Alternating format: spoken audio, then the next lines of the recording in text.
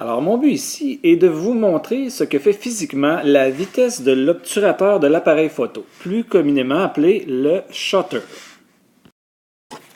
Dans cet exemple, je vous montre une vitesse d'obturateur qui se situe entre 1/2 centième de seconde et 10 secondes.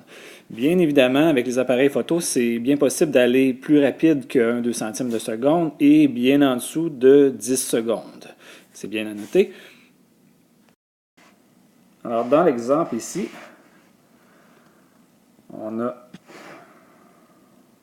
Ça ne marche pas. Je vais essayer d'autre chose.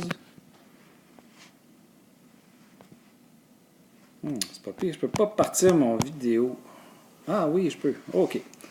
On reprend. Alors, dans l'exemple ici, on a un obturateur de 1/2 centième de seconde. Ensuite, 1 centième, vous voyez ce que ça fait. Ensuite, je l'ai réglé à 1 trentième de seconde. Vous voyez, déjà, on voit un petit peu plus le capteur qui est exposé. Ensuite, j'ai réglé ça à 1 seconde. Vous voyez, le capteur s'expose 1 seconde de temps. Et par la suite, j'ai réglé mon appareil à 10 secondes. Vous pouvez voir ici, là, le capteur est exposé. Ça laisse rentrer la lumière, mais aussi ça capte aussi les flous de mouvement. Hein. Donc, si vous bougez la caméra ou si votre sujet bouge, il risque d'avoir des gros flous. Donc, moi, quand je conseille quelque chose, quand je conseille quelqu'un, c'est sûr que quand je conseille quelqu'un qui va prendre de la photo où ça bouge beaucoup, c'est important d'avoir un shutter.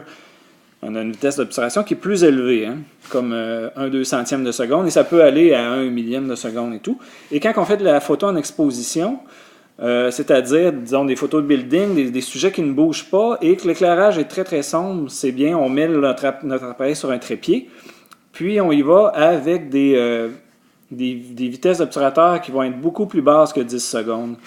Donc là, ça permet de laisser rentrer la lumière.